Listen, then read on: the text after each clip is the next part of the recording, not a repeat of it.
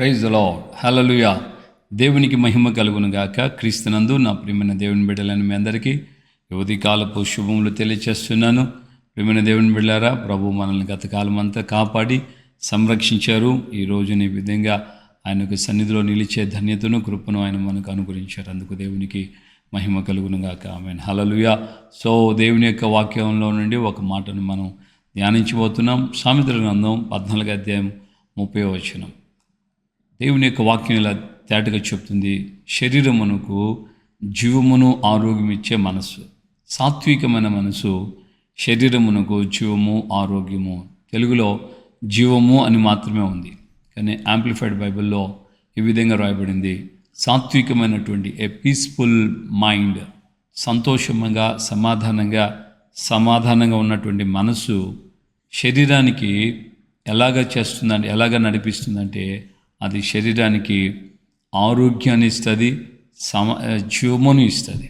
అలాగే మత్సరము అని రాబడింది. తెలుగులో మత్సరము, ఈర్ష్య, వాడుక భాషలో చూస్తే ఈర్ష్య, ద్వేషము, అసూయ, ఇలాంటి మనసు, ఈర్ష్య లాంటి అసూయ, మత్సరము ఎముకల్లో కుళ్ళును ఏర్పడుతూ కుళ్ళిపోవటము అని అంటారు చూడండి. సో ఏదైనా ఒక ఫలమును కానీ, ఫ్రూట్స్ కానీ, లేకపోతే వెజిటబుల్స్ కానీ, ఈ ఆకుకూరలు కానీ మనం చూస్తే కుళ్ళు పట్టడం ప్రారంభిస్తే అది క్రమేపీ ఉన్నదంతటిని అలాగే మార్చేస్తుంది. అలాగే కుళ్ళిపోయిన టమాటాలు, కుళ్ళిపోయిన వంకాయలు, కుళ్ళిపోయినటువంటి కూరగాయలు, కుళ్ళిపోయిన ఆకుకూరలు, ఇవన్నీ మనం చూస్తుంటాం. అలాగా మత్సరము అనేది, లేక అసూయ అనేది, లేకుంటే ఈర్ష్య అనేది ఎవరిలోనైనా సరే, స్త్రీలోనైనా పురుషుల్లోనైనా వాళ్ళ శరీరం కుళ్ళుతో నింపబడిపోతూ ఉంటుంది.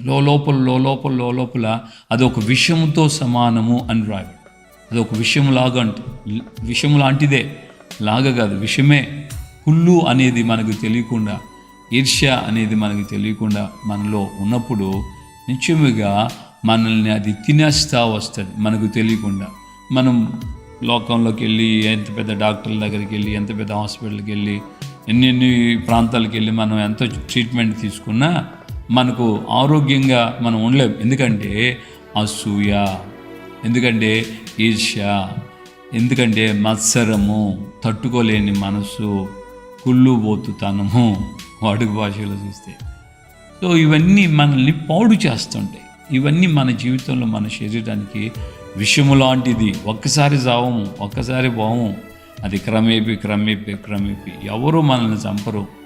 మనకున్నటువంటి ఆ మనసే మనల్ని కృంగదీస్తూ ఉంటుంది, మనల్ని అలాగా చంపేస్తూ వస్తుంది. కానీ సంతోషకరమైన, సమాధానకరమైన, శాంతియుతమైనటువంటి మనసు ఏం చేస్తుందంటే, సాత్వికమైన మనసు అని బిబిలికల్ వర్డ్ మనం చూస్తాం. అదే వాడుక భాషలో చూస్తే శాంతియుతమైన, సంతోషమైనటువంటి, దేవుని యొక్క మేలులను కృతజ్ఞతతో జ్ఞాపం చేసుకుంటున్నటువంటి మనస్సు, ఆహ్లాదకరమైనటువంటి పరిస్థితి. ఎన్ని బాధల్లో ఉన్నా, ఎన్ని కష్టాల్లో ఉన్నా, ఎన్ని ఇబ్బందుల్లో ఉన్నా, పితరుడైన యోబే దీనికి ఒక నిదర్శనం.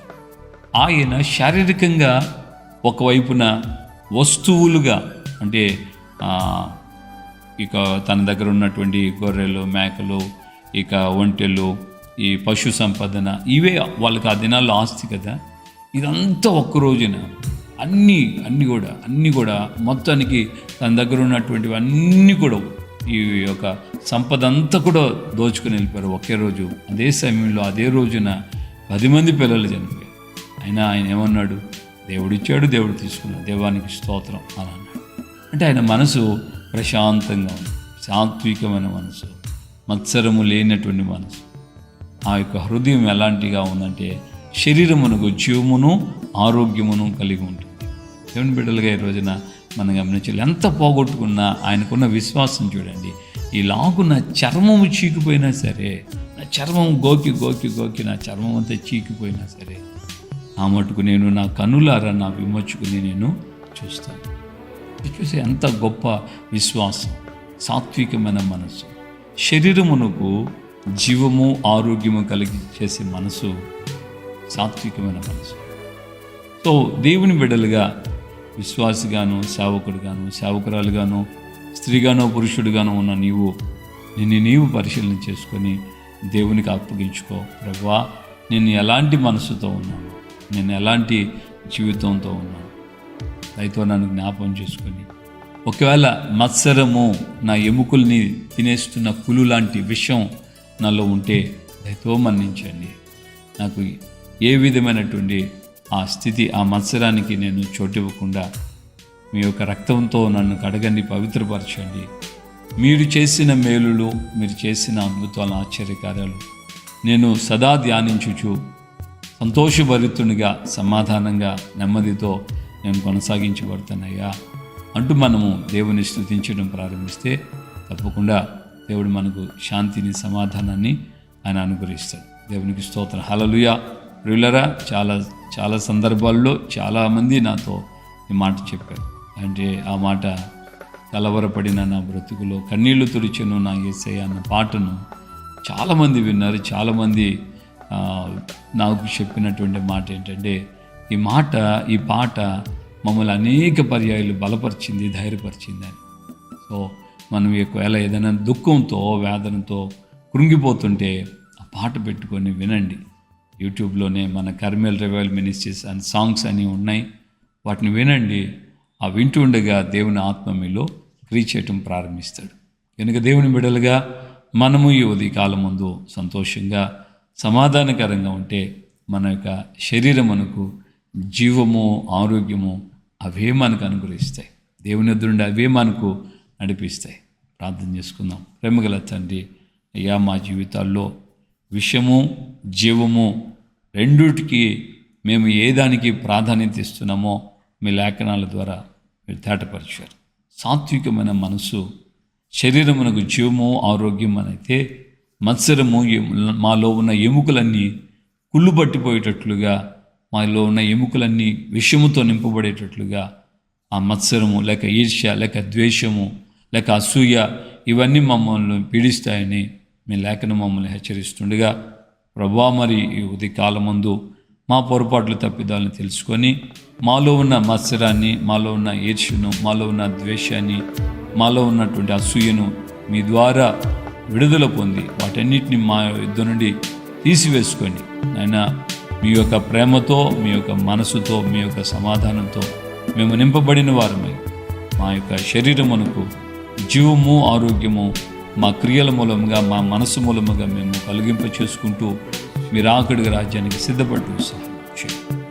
ఈ యొక్క వాక్కులు వినండి. బిడ్డలందరూ ఈ రోజున వారి జీవితాలు ఎలాంటి బాధల్లో ఉన్నారు, ఎలాంటి వేదన, కన్నీళ్ళు, దుఃఖంలో ఉన్నారు, వారందరినీ మీ దయతో జ్ఞాపకం చేసుకోండి.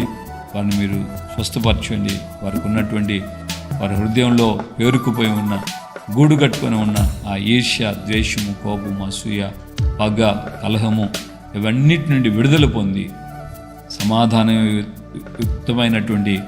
సమాధానభరితమైనటువంటి మనసుతో మీ సన్నిధిలో జీవించుడికి సహాయం చేయండి. ఘనత, మహిమ, ప్రభావాలు మీరు మాత్రమే పొందమని యేసు పరిశుద్ధ నామములో ప్రార్థన చేసి పొందున్నాము తండ్రి. ఆమేన్. మన ప్రభువైన యేసుక్రీస్తు కృపయు, తండ్రి అయిన దేవుని ప్రేమ, పరిశుద్ధాత్మిక అన్యోన్య సహవాసం, సమాధానం ఇప్పుడు ఎల్లప్పుడూ సకల పరిశుద్ధులకి మనకును ప్రభు అక్కడ పర్యంతం కృప మనకు తోడే నడిపించును గాక. ఆమేన్, ఆమేన్, ఆమేన్. హల్లెలూయా. ప్రభుపేట అందరికీ వందనాలు. మరి ఏ మనస్సు కావాలని నువ్వు ఇప్పుడు ప్రార్థనలోకి వచ్చావు? ఏ మనసు? సాత్వికమైన మనసా, లేకుంటే ఎముకలను పుల్లుతో నింపేటువంటి ఆ యొక్క మత్సరముతో నిండినటువంటి మనసా? ఏది మనకు కావాలి? ఏది మనకి ఈ దినాన అవసరం? బహిర్గతంగా, బాహ్యంగా ఏమీ లేకపోయినా పర్లేదు, అంతరంగంగా ప్రభు యొక్క సమాధానాలు మన జీవితానికి జీవము, శరీరానికి ఆరోగ్యం కలుగజేస్తాయి. ఎక్కయ్య అదే చేశాడు కదా. వేసే తనలో ఇంటికి రాగానే తన దగ్గరున్న ఈ మెటీరియల్ స్టేటస్, ఆ భూ సంబంధమైన ఆస్తులు, ఈ ధనము, ఈ చరచర ఆస్తులు అన్నీ కూడా అవసరం లేదనుకోండి మొత్తాన్ని వెళ్ళగొట్టేశాడు. ఆ ఆస్తులు సగభాగం పేదలకి ఇచ్చేస్తున్నాడు. అన్యాయంగా సంపాదించిన వాడికి తిరిగి వాడికి 4 అంతలు ఇచ్చేస్తాడు. ఇప్పుడు అతనిలో ఉన్న మనసు ఏంటంటే సాత్వికమైన, సమాధానభరితమైన శరీరం మనకు జీవము, ఆరోగ్యం ఇచ్చే మనసు. అనేకులకు షేర్ చేయండి. అనేకులు కూడా ఈ మాటలు విని బలపడినట్లుగా ప్రభు యొక్క రాకడి రాజ్యానికి సిద్ధపడేటట్లుగా మనము ఆత్మలో వృద్ధి పొందాలని ప్రేమతో కోరుకుంటున్నాను. కృప మనకు తోడుగా ఉంది. ఆమేన్. Praise the lord.